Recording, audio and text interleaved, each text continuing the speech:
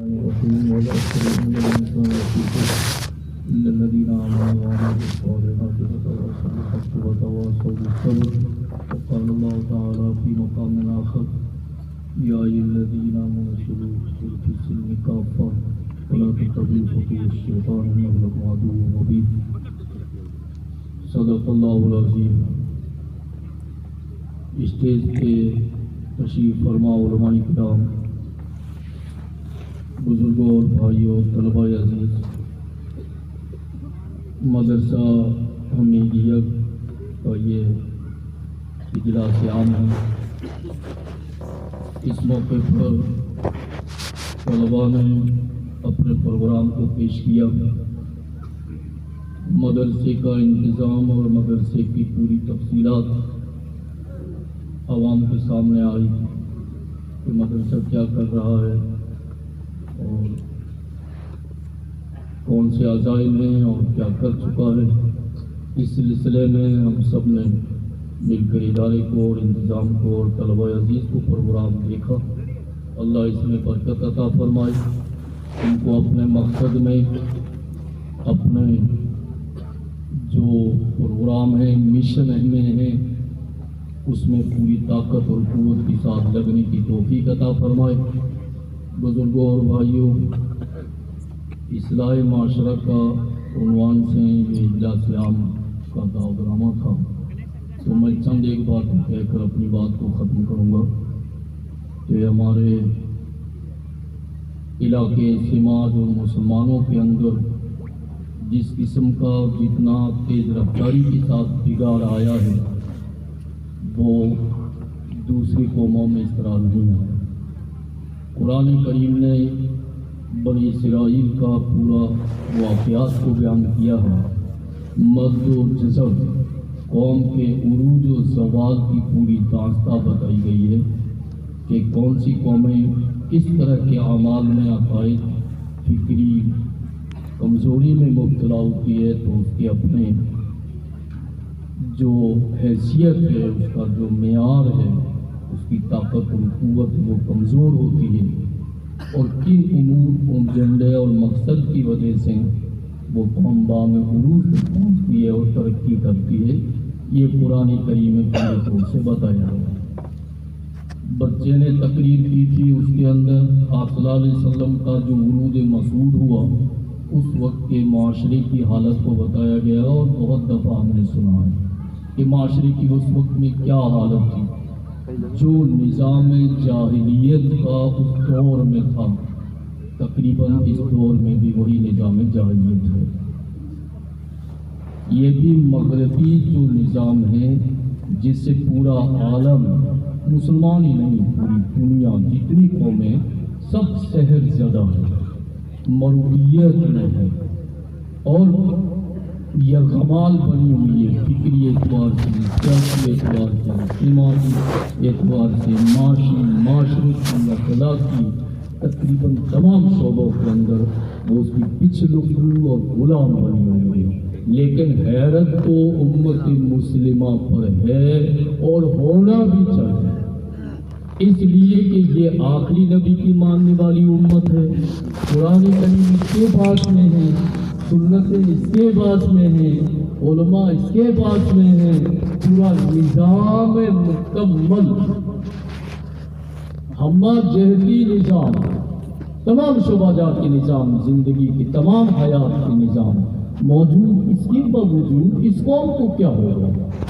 یہ قوم کیوں کمزور ہو رہی ہے؟ اس قوم کے اوپر کیا خواب سن گیا ہے؟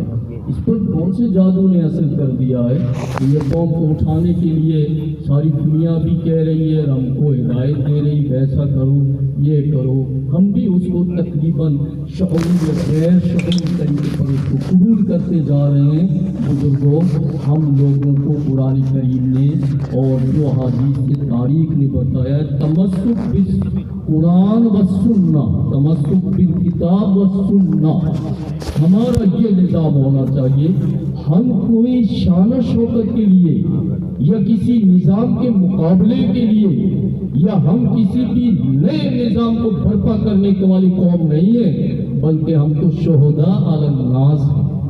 ہماری شان و شوکت نہیں، ہمیں تو قرآن کریم نے، رسول صلی اللہ علیہ وسلم نے نظام دیا ہے، اس میں سے اگر ذرہ برابر بھی فکری، سماجی، سیاسی، اخلاقی اگر اندر آتا ہے تو پوری نظام میں خلل ڈال دیتا ہے۔ اور امت مسلمہ کے جو پیغامبر ہے، جو مبلغین ہیں، جو علماء ہیں، جو ہمارے قائدین ہیں، رہبر ہے، ہمیں چاہیے کہ پھر غور کریں، ہم قرآن کریم کی طرف پلٹنے کی کوشش کریں۔ رسول اللہ صلی اللہ علیہ وسلم کی اب سنتوں کو ہم سمجھتے اصلاح معاشرہ صرف چند رسوم کو ترک کر دیا جائے، چند خرچے کو کم کر دیا جائے، یا چند طریقے سے اگر ہم لوگ ان اعمال کو چھوڑ دیں گے تو کیا معاشرہ سدھر جائے گا؟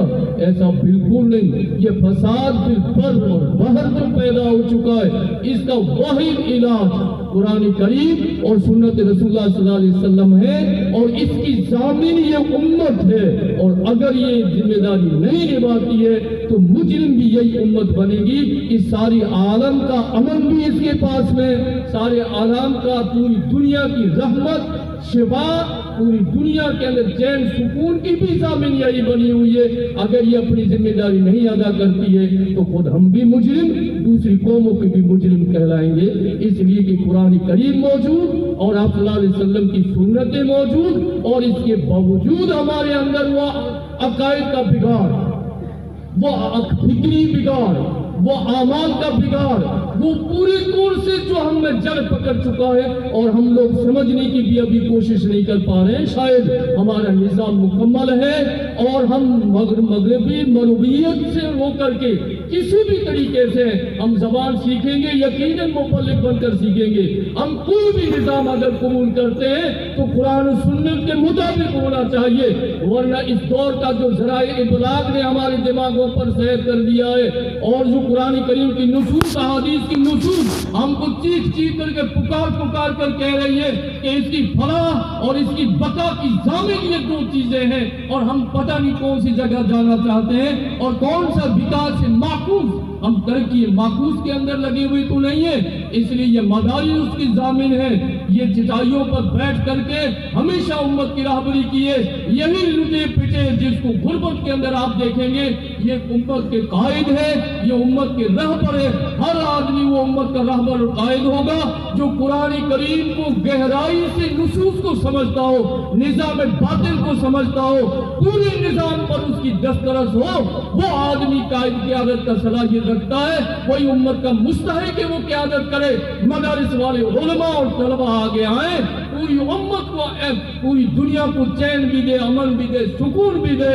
میں صرف ایک بات کہہ کر اپنی بات کو ختم کروں گا کہ آپ صلی اللہ علیہ وسلم کی حدیث ہے، آپ نے فرمایا کہ اگر من احدث فی امرنا ھذا فهو ليس منه فهو رد، جو اس دین کے اندر ذرہ برابر بھی دوسری چیز ہے اس کو ہم تردید کرتے ہیں، ہزار دفعہ تردید کرتے ہیں۔ ہم واحد قرآن کریم کو، سنت رسول اللہ صلی اللہ علیہ وسلم کو تمسک چاہتے ہیں۔ معاشرہ ذرہ برابر بھی ہٹے گا تو نہ تو اپنی بقارت پائے گا اور نہ کبھی فلاح پائے گا۔ اس ملک کے بھی ضامن آپ اور ہم ہیں، پہلے بھی جو اب بھی انشاءاللہ اس دنیا کا نظام واحد، اس امت کے تمام نظام، اشتراکیت ہو، جمہوریت ہو، جو بھی نظام ہے سب ختم ہے۔ اس نظام کے اندر آنے کے لیے واحد مدرسہ، امن، چین، سکون، یہی سے نظام کھڑا ہوگا۔ خاتم نبیین کا پھر عروج کی طرف آئے گی، پورے عالم میں قیادت کرے گی۔ میں امید کرتا ہوں اور دعا بھی کرتا ہوں اللہ رب العزت اس امت کو گہرائی کے ساتھ میں نصوص کو سمجھنے کی توفیق عطا فرمائے۔ علماء دیوبند کی 3 نشانی ہے، ایک تو سادگی، اخلاص اور پختہ علم۔ جس میں پختہ علم نہیں وہ علماء دیوبند میں شمار ہونے کا مستحق نہیں، جس میں سادگی نہیں وہ علماء دیوبند میں شمار ہونے کا مستحق نہیں، جس میں اخلاص نہیں وہ علماء دیوبند میں شامل ہونے کا مستحق نہیں ہے۔ 3 صفات کے ساتھ میں امید ہے کہ ہم آگے بڑھیں گے تو انشاءاللہ پوری دنیا کے معاشرے کو بھی ٹھیک کریں گے، ہم اپنے معاشرے کو بھی ٹھیک کریں گے۔ میں انہی دعا کے ساتھ امید کی باتیں اپنی بات کو ختم کرتا ہوں۔ وآخر دعوانا الحمدللہ رب العالمین۔ مفتی صاحب کے بیانات کے لیے مفتی صاحب کے یوٹیوب چینل کو سبسکرائب کریں۔